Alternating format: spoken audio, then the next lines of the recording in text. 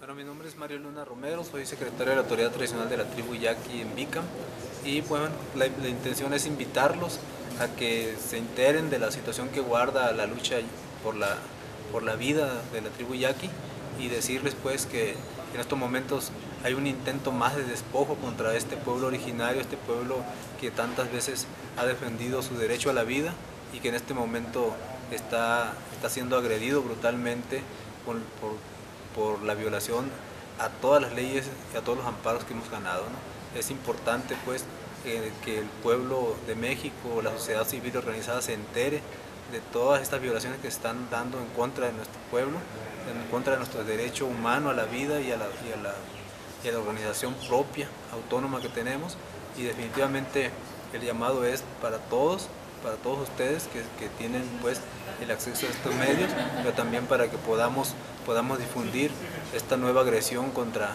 los pueblos originarios de México y del mundo. Este hombre que ustedes ven en pantalla fue, desde que empezaron los bloqueos de carreteras y las protestas de la tribu yaqui por la construcción de un acueducto que les lleva agua de su río hacia Hermosillo, era una de las caras más visibles de esta protesta, de esta movilización, que llegó a alcanzar una fuerza considerable. Ahora está preso en un cerezo de Hermosillo. ¿Por qué? ¿Cuáles son las circunstancias? El Estado de Sonora lo acusa de secuestro. ¿Cuáles son, don Tomás, las circunstancias, los hechos por los cuales ustedes dicen es una fabricación de un delito? ¿Cuáles fueron las circunstancias que se dieron en los hechos que hoy se han tornado en una acusación de tipo criminal en contra de don Mario Luna? Si me permite, Blanchet, muchísimas gracias por la invitación. Quisiera hacer un poco de antecedente histórico de la tribu. Nos interesa y el mucho, contexto claro, general de la lucha de la tribu yaqui uh-huh, y las circunstancias en que se han dado estos últimos acontecimientos que hasta el momento mantienen preso, aprendido uno de nuestros hermanos yaquis que ha manifestado públicamente su rechazo al acueducto Independencia, una obra totalmente ilegal e injusta.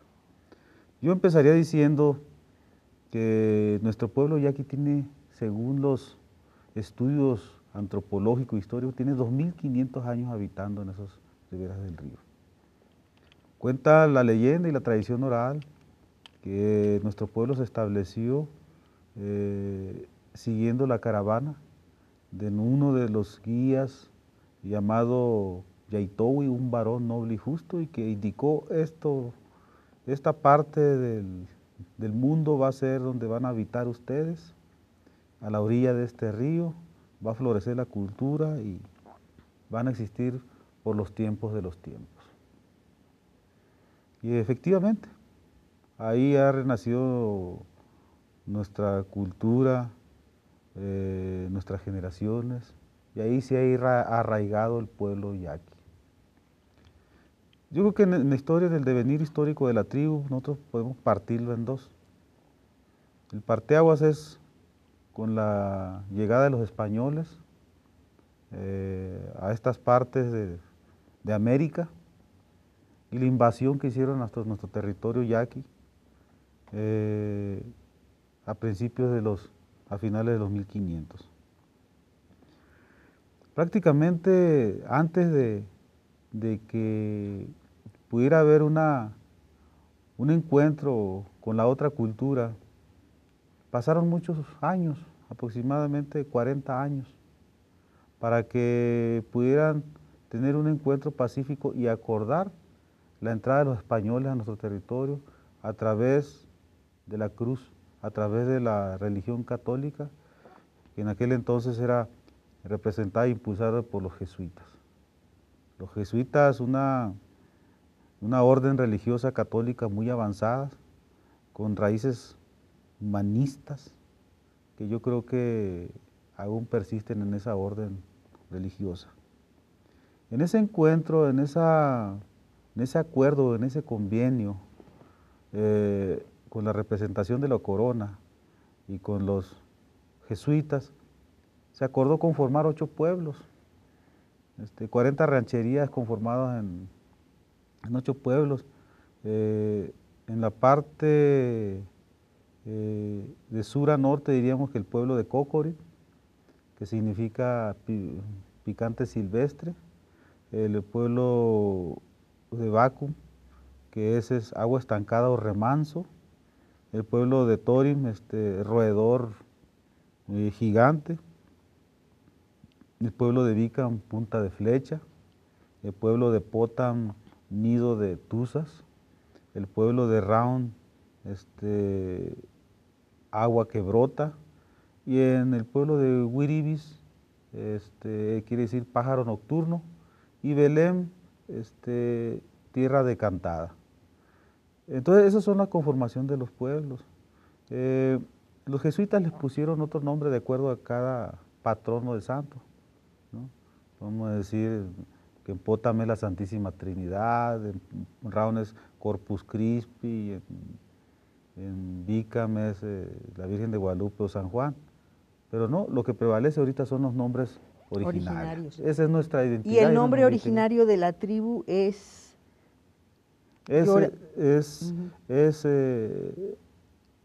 Yoremia. Yoremia. Yoremia, o Yuemem, dicen algunos. La connotación de tribu pudiera identificarse, ¿no? Porque la conformación de grupos o sociedades, pero eso le ha dado más identidad, aunque la conformación de la organización social no sea eso estrictamente, ¿no? Pero eso le ha dado una identidad hacia afuera. Y ha sido válido y útil para la tribu porque le ha dado esa connotación de un rasgo no estrictamente como tribu, pero esa identidad se expresa hacia afuera. Entonces nosotros tenemos montañas, tenemos tierras, tenemos bosques, tenemos litoral, mar, tenemos ríos, tenemos nuestros propios recursos naturales. 485,000 hectáreas, es una extensión considerable, ¿no? Sí, y eso es la parte que se nos reconoció el general Lázaro Cárdenas siendo presidente, nos reconoció una parte. Y también tenemos un decreto presidencial que nos reconoce ese territorio y nos reconoce el 50% del almacenamiento de las aguas en la presa de la Angostura, que es parte fundamental del conflicto que hay en Sonora, los derechos de agua. En ese sentido, en todo el devenir histórico ha habido intentos de despojo, de apropiarse de nuestros recursos naturales. Y nuestro pueblo, a través de la historia, desde el primer momento en que los españoles quisieron cruzar nuestro territorio en 1533, según fechas, pues nuestros antepasados y nuestros mayores le pintaron la raya. Aquí no pasas si no respetas nuestro territorio. Y eso es lo que ha permanecido hasta el momento. Y en ese devenir histórico ha habido muchos agravios y genocidios a nuestro pueblo, siempre con la ambición de apropiarse de nuestros recursos, tierra, agua, bosque, montaña, y los recursos que pudiera haber en el subsuelo, ¿no? Para la llegada de los jesuitas, les mencionaba que aproximadamente en 40 años lograron el acuerdo para poder conformar la entrada de los españoles. Pero hay una etapa muy de las más cruentas, yo creo, de la historia de México, que es la Guerra del Yaqui. Una guerra de 40 años. Una de las guerras más cruentas que se tenga memoria en México. Las guerras más largas que pueda haber. ¿En qué periodo? ¿Entre qué periodo? De los 1800 a 84, los 1924, por ahí así. Tiene ciertas variantes en las fechas porque los levantamientos formales no existían, las declaraciones de guerra no existían, es decir, de partir de este día, de esta fecha, de este mes. No, pero eran levantamientos, choques cíclicos, ¿no? Como sí. La guerra de castas en el Así sureste. es, efectivamente. Y en esa etapa de guerra, dentro del gobierno, durante el gobierno de Porfirio Díaz, se aplicó una guerra de exterminio, de matar, de asesinar a hermanos indígenas conglomerados, hombres, mujeres, niños y ancianos, hasta deportarlos como esclavos hacia el Valle Nacional. Pero afortunadamente la resistencia fue fuerte.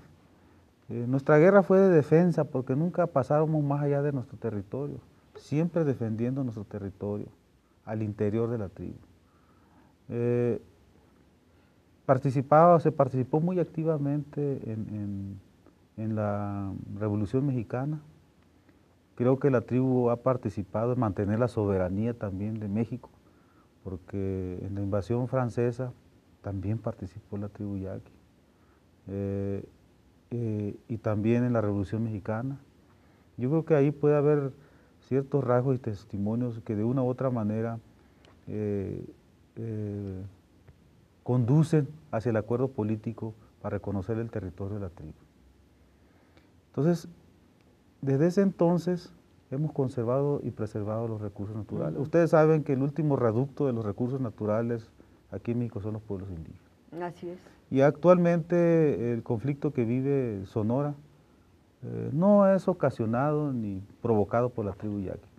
Es provocado por el gobierno del estado de Guillermo Padres, el querer apropiarse de nuestro recurso agua, imponer una obra totalmente ilegal e injusta que es el Acueducto Independencia, que está robándose actualmente de abril del año pasado a abril de este año, 2013-2014, aproximadamente 30 millones de metros cúbicos a través de un acueducto de 150 kilómetros de longitud, que parte de la presa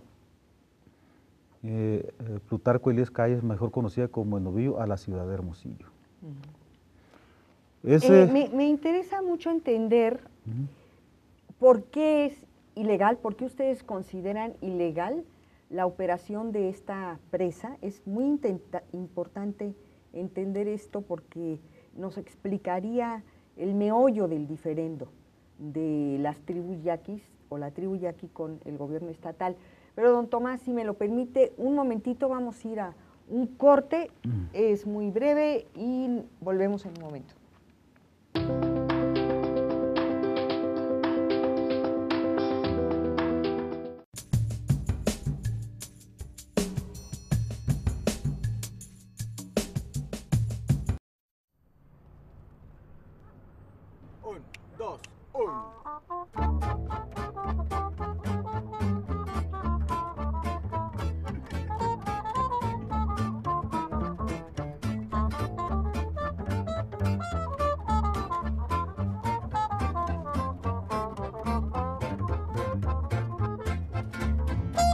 El colectivo El Grito Más Fuerte, en apoyo al movimiento por la paz con justicia y dignidad, te invita al lanzamiento de la campaña En los zapatos del otro.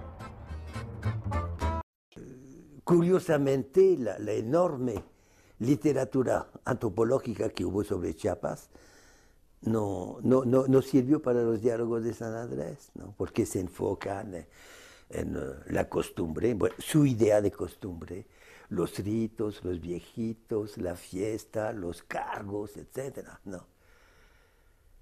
Entonces, pues, por supuesto que tiene su importancia, pero lo principal no lo vieron, ¿no? No vieron cómo Chiapas de repente cambió en los años 70 con el descubrimiento del petróleo. No vieron la ganaderización de Chiapas, no vieron la militarización de Chiapas. Al enfocarse sobre la costumbre, los viejitos, los cargos, las fiestas, es como si para entender Estados Unidos tuvieron que mirar, analizar el Halloween, ¿no? Pues sí, es una cosita, pues, ¿no?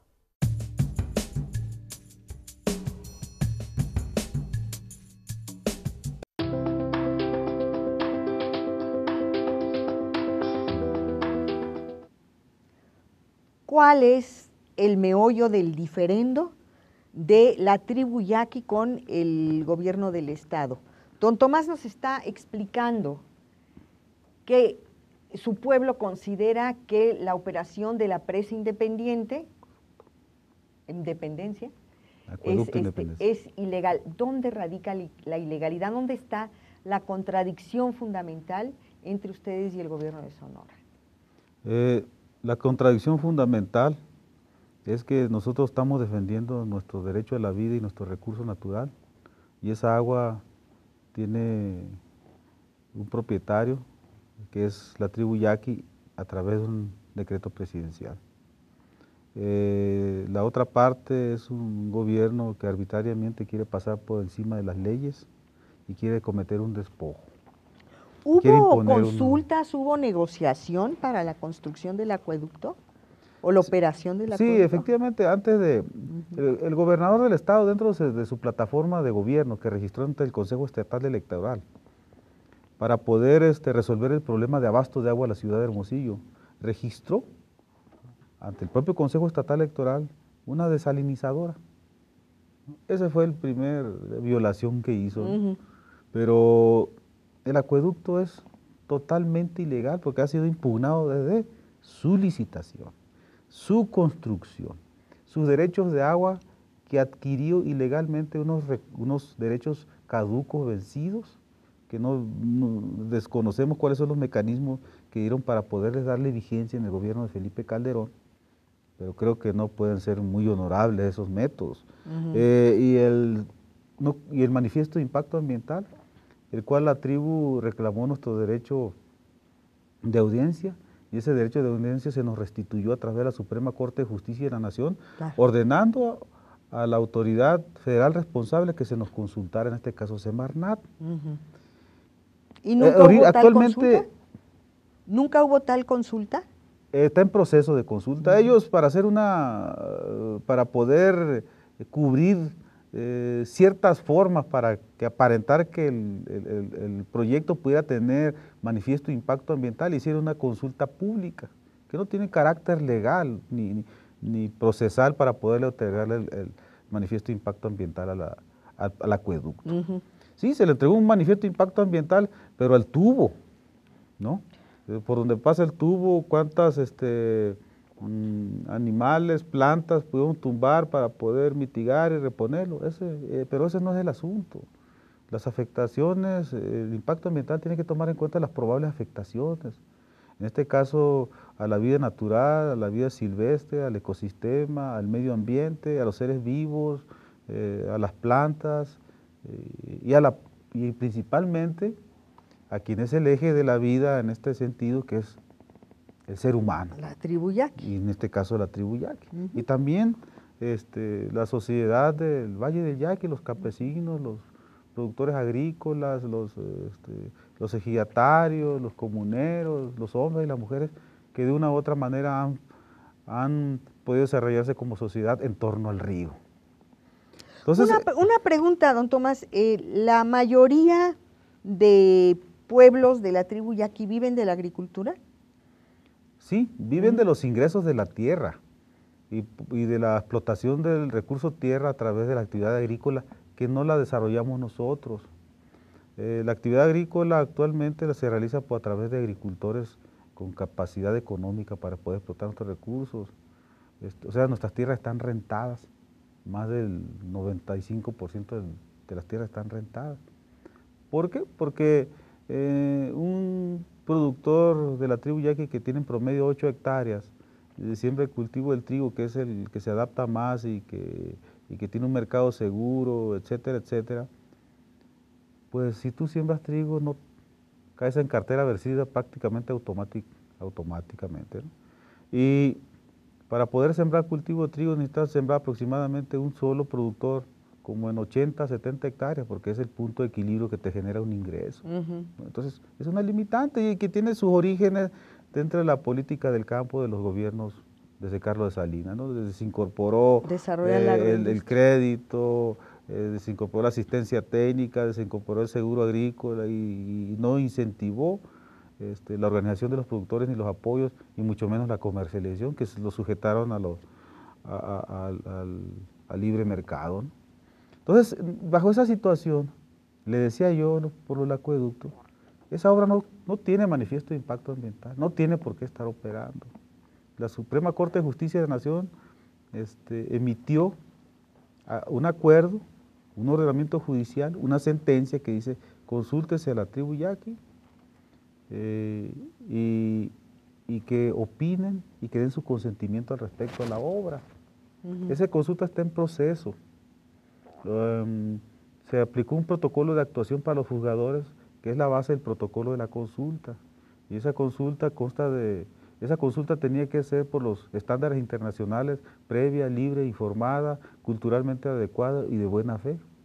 Ni fue previa porque el acueducto ya estaba construido y operando, ni ha sido libre porque no estamos exentos a las presiones de tipo político, judicial por parte del gobierno del Estado. Entonces, en ese contexto, difícilmente se puede realizar un ejercicio legal, social e institucional al interior de la tribu. ¿Cuándo empiezan las movilizaciones? Las movilizaciones empiezan prácticamente desde el inicio, cuando se inició, se anunció el inicio de la construcción del acueducto Independencia. ¿Esto cuándo? El programa. Eso fue, yo te diría concretamente, cuando nosotros tuvimos el primer contacto con el gobierno del Estado, que fue un 5 de mayo del 2010, donde nos sentamos para poder establecer las bases para las inversiones al interior de la tribu, para activar el desarrollo en las cuestiones económicas, productivas, social, infraestructura básica, servicios y todo lo que tiene que ver con la vida interna de la tribu, salud, agua potable, educación, becas, etcétera, ¿no? Entonces, cuando entramos al tema del agua, empezamos la reunión a las 4 de la tarde, eran las 3 de la mañana cuando estábamos abordando ese tema, pues exigimos nuestra participación en el proyecto anunciado, el acueducto de Novillo, y pues hasta ahí llegó la reunión. Ahí se acabó y los compromisos que se habían adquirido y la información que se había proporcionado para respecto a las áreas de inversión de programas, planes y proyectos, pues ellos empezaron a aplicarlo por su parte y ahí se rompió. Y entonces el proceso de lucha por la defensa de la cuenca del río Yaqui ha sido permanente desde ese año, el 2010. Entonces, específicamente con el gobernador Padres el conflicto. Así es. El conflicto que tenemos con el gobernador del estado, Guillermo Padres Elías. Okay. Hemos informado a la gente en estos 4 años, hemos denunciado, hemos hecho acciones de desobediencia y resistencia civil y hemos emprendido una lucha legal. Y la lucha legal nos exige darle visibilidad al movimiento a través de las manifestaciones públicas y actos de resistencia civil. Y eso es lo que hemos hecho, porque las demandas, la lucha legal y las demandas judiciales, las solicitudes de amparo que requieren en este caso los pueblos indígenas y la sociedad, si no hay esa protesta social, difícilmente adquieren visibilidad y difícilmente puedes influir en el ánimo para la aplicación correcta de la ley de las instancias judiciales y al juzgado. Ahora, ¿son bloqueos carreteros? Digamos, el eje de estas movilizaciones son los bloqueos carreteros. Sí, el punto de tensión que ha jalado y le ha dado visibilidad al movimiento ha sido la movilización sobre la carretera internacional número 15. Es un bloqueo de un fuerte impacto. Así es. ¿Por qué? Porque la carretera pasa por territorio yaqui. En el kilómetro 47,5 de la carretera Obregón-Guaymas está ubicado el punto de tensión, está dentro del territorio yaqui. Esa carretera nunca ha sido expropiada, la carretera pasa por encima del territorio de la tribu yaqui, lo único que es de los gobiernos, de las instancias que administran la carretera es la piedra, la arena, la grava, el chapopote y la pintura y el poco cemento que pueda tener. Lo de abajo es de nosotros y eso nos da cierta autoridad para poder realizar nuestras movilizaciones al respecto. Entonces, cuénteme qué fue lo que pasó hace un año cuando estaba el bloqueo, el incidente, el hecho específico que el gobierno interpreta como un secuestro y que tiene en la cárcel a Mario Luna y en peligro de caer en la cárcel a varios de ustedes. Sí, efectivamente. Volviendo un poco al antecedente para darle contexto. Sí. En estos 2500 años y en el parteaguas de los jesuitas, de la llegada de los jesuitas, de los españoles a la tribu yaqui empezó a agarrar, a conformar institucionalmente, prácticamente revolucionando internamente la creación y la conformación de instituciones.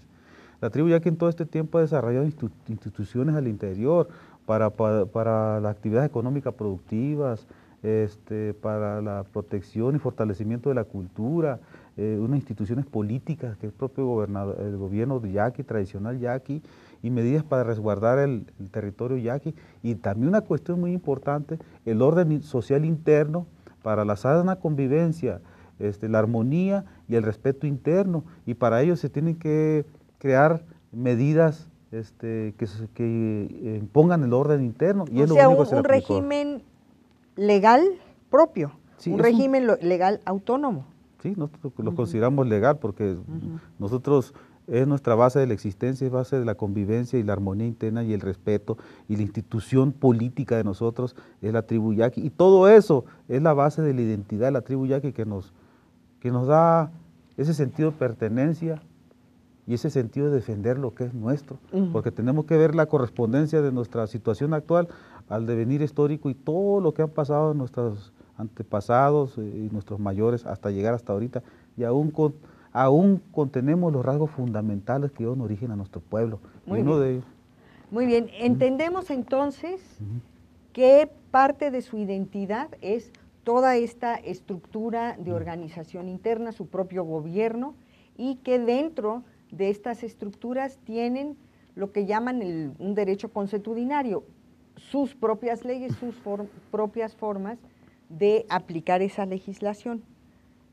Con todo este contexto bien entendido, después de volver a la pausa, quisiera que si podemos ahora sí llegar a la explicación por qué está preso Mario Luna, qué fue lo que pasó y cuándo pasó este hecho específico.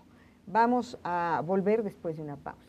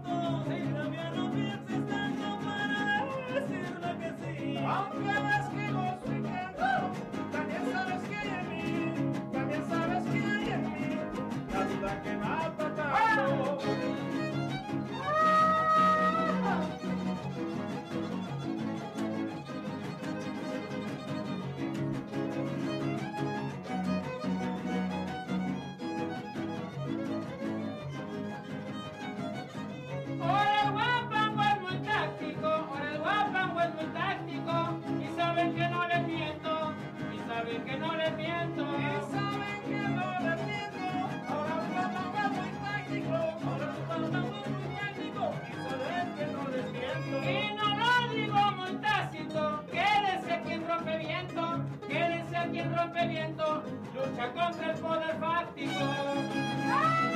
¡Ah! ¡Sí, chiquita! ¡Ah!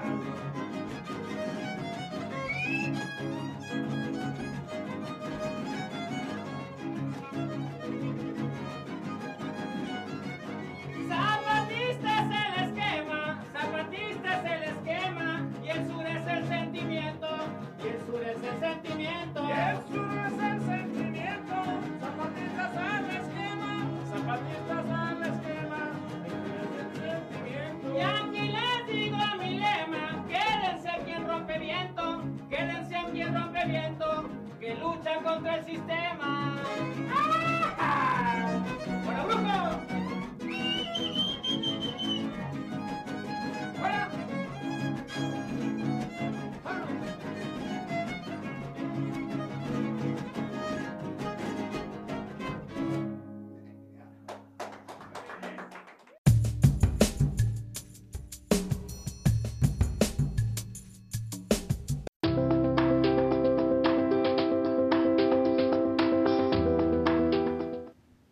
Tomás Rojo, don Tomás Rojo, que tenemos aquí presente, el vocero de la tribu Yaqui, me está haciendo una precisión muy importante para poder entender cuál es la fabricación del delito con la acusación de secuestro que tiene preso a Mario Luna.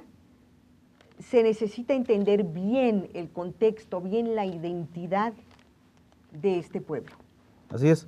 Yo no quisiera aparecer ante todos los amigos, compañeros y quienes muestran algún interés de lo que está sucediendo en la tribu y están muy atentos a este medio.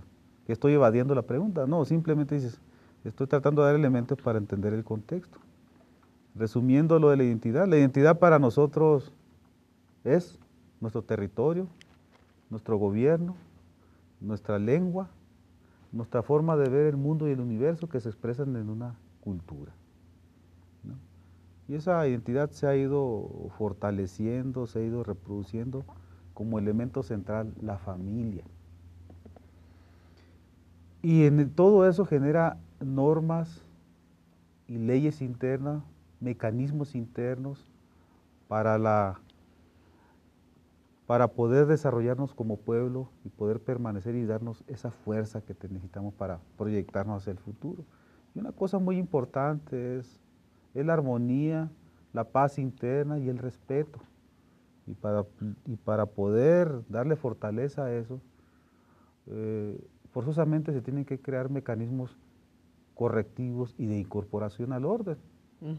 ¿Qué es lo que se aplicó con el señor, en aquel entonces, secretario del pueblo de Vica, de uno de los pueblos yaquis,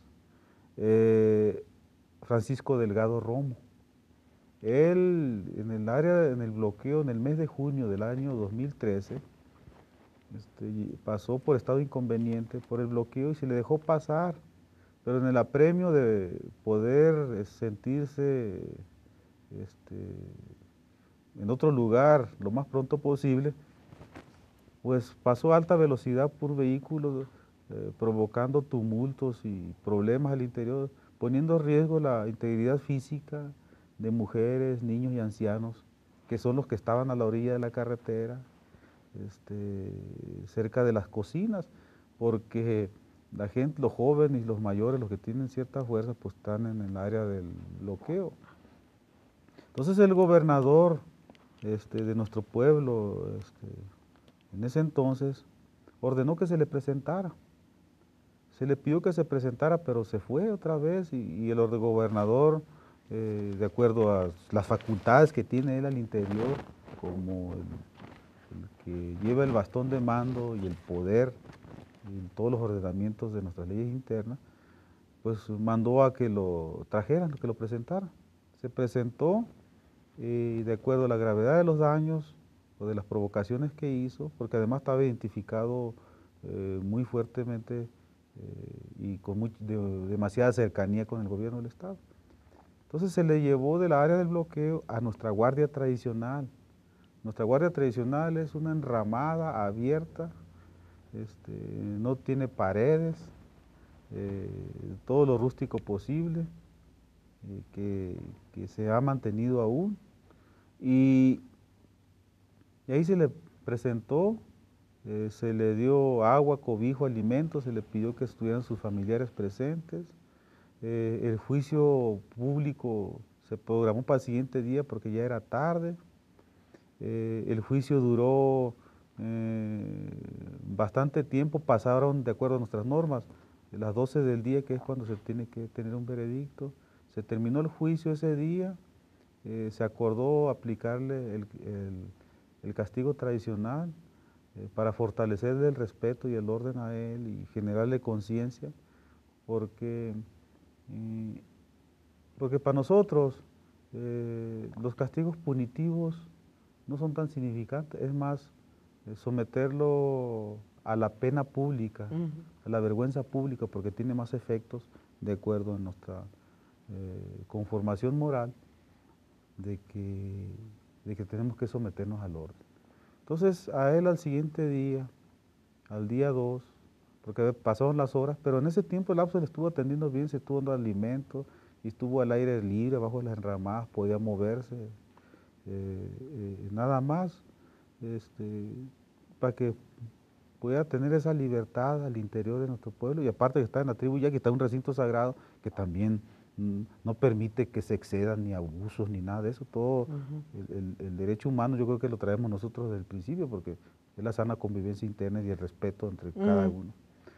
Y eso prevaleció en ese juicio. Al siguiente día se le hincó antes de las 12 del mediodía, que son los límites para poder aplicarle los correctivos pertinentes. Se le hincó ante la cruz y él reconoció que había faltado, pidió perdón, firmó un documento para aquello de los testimonios a futuro.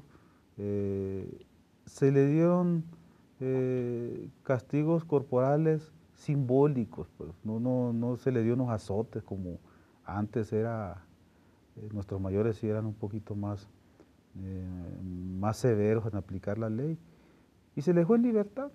Eso es lo que sucedió. Pero ahora, ¿qué es lo que sucede? Le quiero hacer una pregunta sobre esto. Estoy tratando de imaginarme cómo fue ese juicio, como muchos otros, que en otros pueblos indios se aplica, por cierto.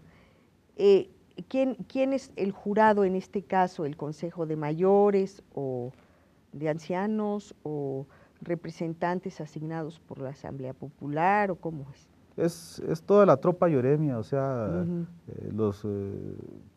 los hombres, mujeres, niños que están, bueno, los niños no, las mujeres de los ancianos y los jóvenes y las personas mayores son quienes deciden. ¿Por qué? Porque la autoridad tradicional, en él descansa el veredicto. Pero están los gobernadores, están los capitanes, los comandantes, y a un lado de los comandantes los sargentos, están los pueblos mayores, están los pueblos basarios, que son los consejeros de los pueblos mayores, que han sido gobernadores, y en torno a ellos, pues la tropa yoremia, ¿no? Que son los ancianos, hombres, mujeres y jóvenes.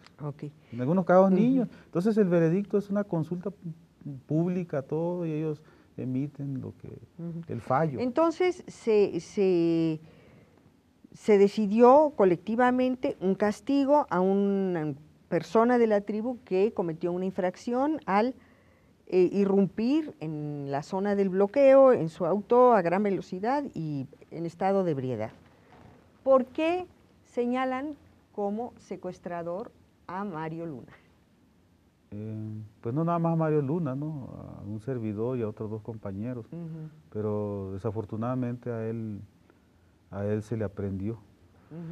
¿Por qué es esto? Porque esto refleja una gran ignorancia por parte del gobierno del Estado, una simulación, o se está haciendo aparentando el que no conoce la ley interna. Esa es una.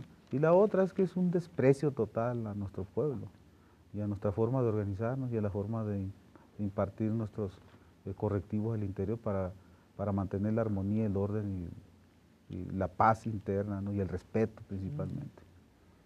Lo que vemos aquí es que se está criminalizando nuestras leyes internas, como ustedes dicen, los usos y costumbres. Y eso, el criminalizar eso, yo creo que no es correcto, es una violación legal también al artículo 2, que nos reconoce este país como un pueblo multicultural, que los pueblos indígenas han desarrollado instituciones y gobiernos a través del tiempo y se les reconoce como tal. Pluriétnico.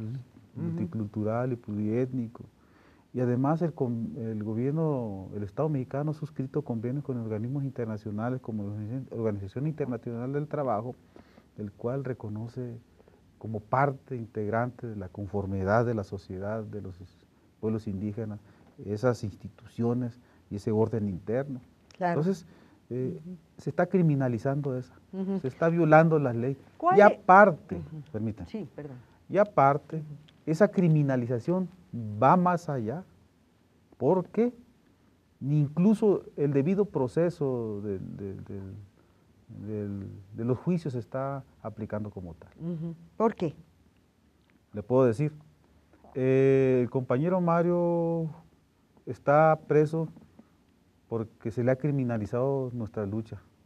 Se le ha criminalizado la lucha por oponerse al acueducto Independencia, una obra ilegal e injusta, ¿no? Y el día que fue, primeramente, ese juicio se le han inventado cargos que no existen, se le han fabricado expedientes, ¿no? Y se ha criminalizado la lucha. Y en la forma de cómo se aprendió, es violatorio a todos los derechos humanos. A él desconocimos, a él lo prendieron grupos parapolicíacos, o sea, son policías vestidos de civil, en vehículos no oficiales. Hubo una desaparición forzada por 3 horas, no supimos de él, ni ya como corresponde a las instancias judiciales tenían que dar parte para poder ser localizable. Se trasladó vía aérea del aeropuerto de Ciudad Obregón a Ciudad de Hermosillo a través de un helicóptero como si fuera delincuente de alta peligrosidad. Está también el tema de que no es la única orden de aprehensión, esta que ya se cumplió y que tiene ya una declaratoria de auto de formal prisión con todas las irregularidades que usted ha enumerado, sino que también son 3 dirigentes más, entre ellos usted, que tienen sobre su cabeza una orden de aprehensión, el peligro de ser detenidos. Pero vamos a seguir comentando este asunto, la criminalización de la lucha de la tribu yaqui por su lucha, por su resistencia en defensa del agua por parte del gobierno de Sonora. No se vaya, volvemos.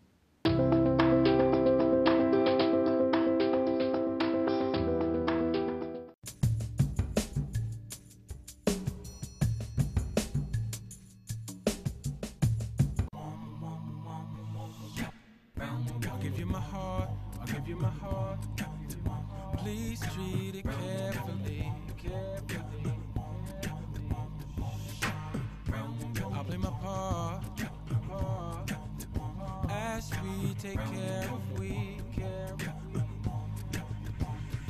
See, I'm done with the superficial, artificial. We official, we insane. My soul and every fiber of my tissue. Let my blood be the ink.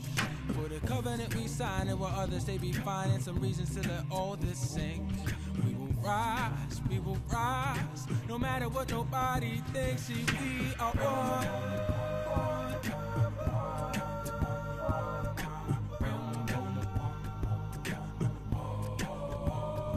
We are one.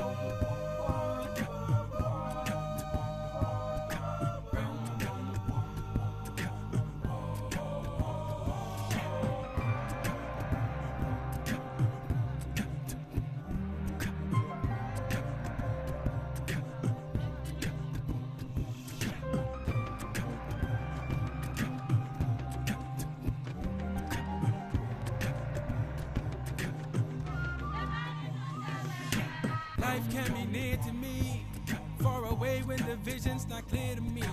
Fuel for the fear in me, finally releasing myself from uncertainty. Powerful lies mislead, but the need is greater than ever before, as sure as an open door.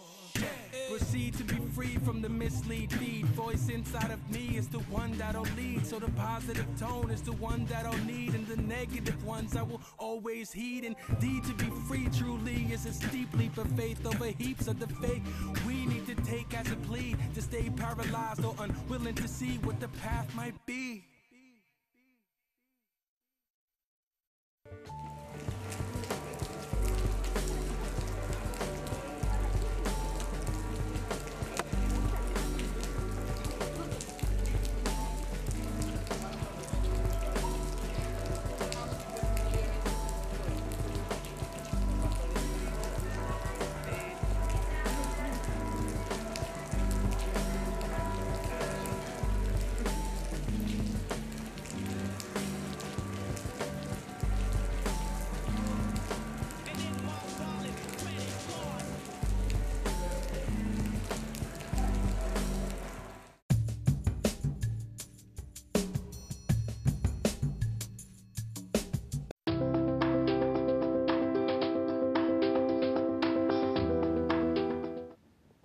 Seguimos de este lado desmenuzando el diferendo de la tribu yaqui y el gobierno del estado de Sonora.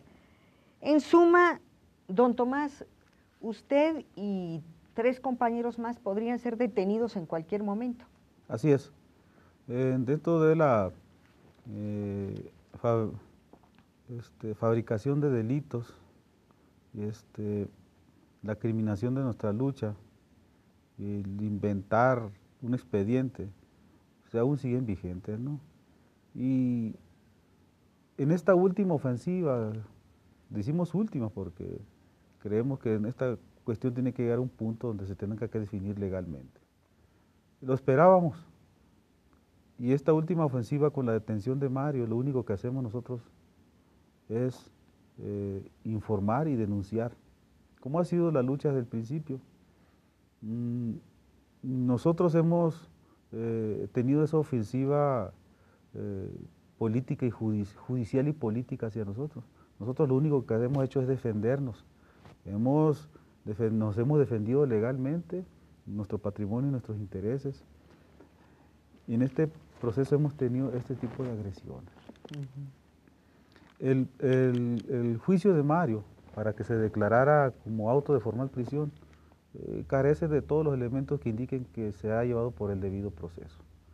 El juez ha tenido dudas, así como dicen en el fútbol, ¿no? Cuando el árbitro ve algo y duda, pues deja correr la jugada, es la misma situación.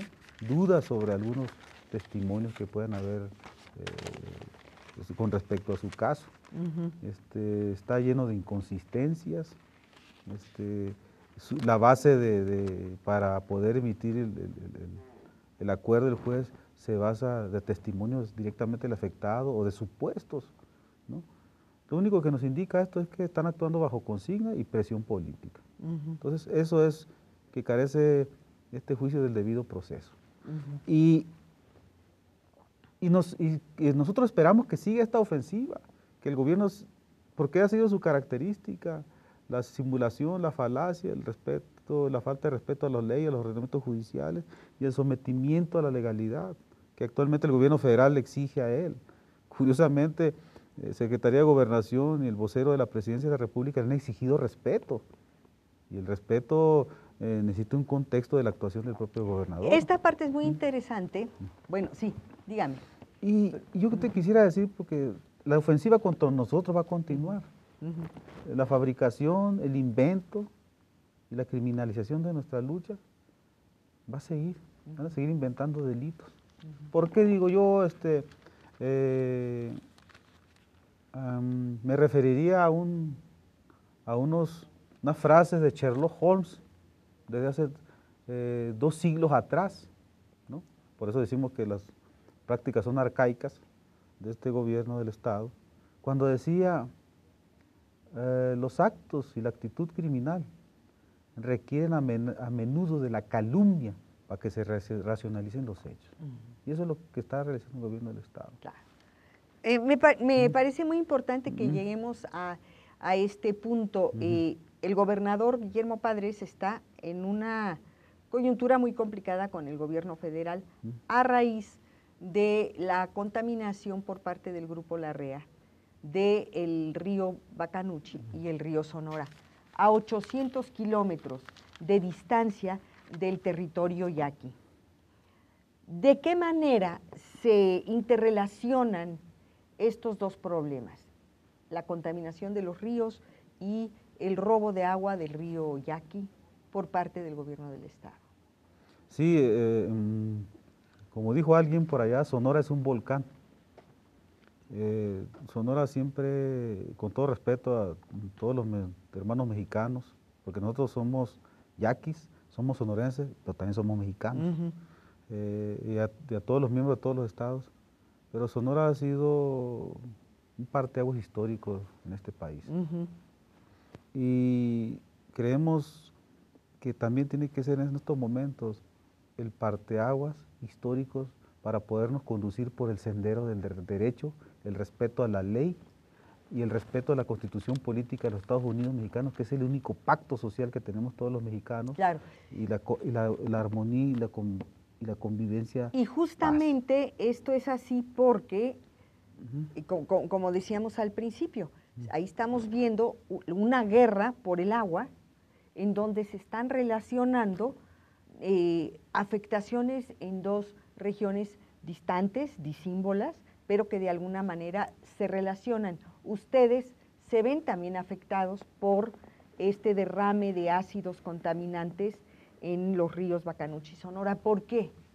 Sí, porque el parteaguas tiene que decir que el gobierno federal tiene que impulsar una política hídrica para poder llevar agua donde no hay, mediante la creación de nuevas infraestructuras, la desalineación en áreas desérticas y semidesérticas, y poder controlar las grandes avenidas en áreas donde se inundan. Hay partes donde hay mucha agua y partes donde no hay. Entonces, lo que sucede en el río Sonora, con el derrame de los desechos tóxicos, por aproximadamente 40,000 litros, nos afecta a nosotros. ¿Por qué? ¿De qué manera? Porque una de las fuentes de abastecimiento a los, entre comillas, a las escasez de agua que hay en la ciudad de Hermosillo, pudiera ser el río Sonora. Pero con esos volúmenes contaminados y contaminar toda esa cuenca, una gran parte de la cuenca, la única opción que deja es el río Yaqui. Y curiosamente del río Yaqui está la construcción ilegal del acueducto, que está robándose 30 millones de metros cúbicos. En este país a los políticos les fascina, alardean o se sienten fuertes cuando hacen maniobras políticas, vámonos asemejándonos al juego de billar, cuando se cree que hacen carambolas de 3 bandas en la política, ¿no? Entonces, esa es lo que pudiera suceder y lo que puede estar subyaciendo en esta situación.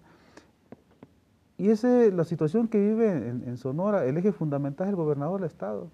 Él está metido en un problema, nosotros no le pusimos piedras en el camino, ni le ordenamos que hiciera lo que ha hecho para meterse en esa vorágine y en ese problema, pues.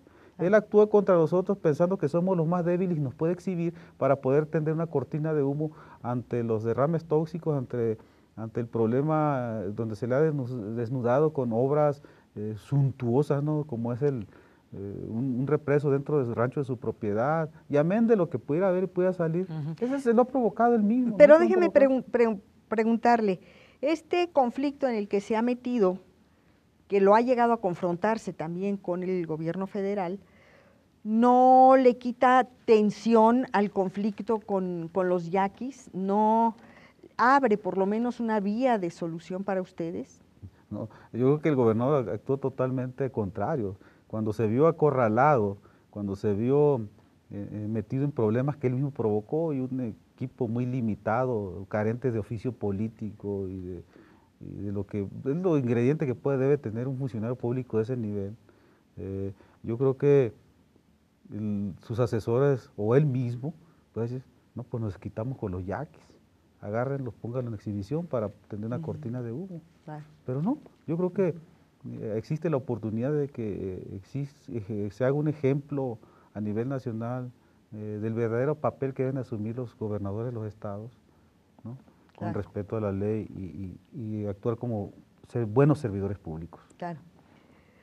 Don Tomás Rojo nos está diciendo Sonora es un volcán y efectivamente es el territorio hoy en día de un conflicto emblemático que atraviesa México, atraviesa América Latina, atraviesa el mundo entero. El conflicto por el agua, un río contaminado, un río limpio que pertenece a la tribu yaqui y de donde se está robando el agua. En síntesis esto, y como bajas colaterales un preso político, Mario Luna, y varios perseguidos políticos por el gobierno de Sonora. ¿Lo sinteticé bien? Perfectamente. Nada más yo diría que exigimos la libertad inmediata de Mario Luna, que cesen la persecución y las órdenes de aprehensión y que cierre la operación del Acueducto de Independencia. Muy bien, y me despido, don Tomás Rojo. Nos vemos el lunes próximo en Rompimiento Televisión, en este programa, de este lado. Soy Blanche Petri.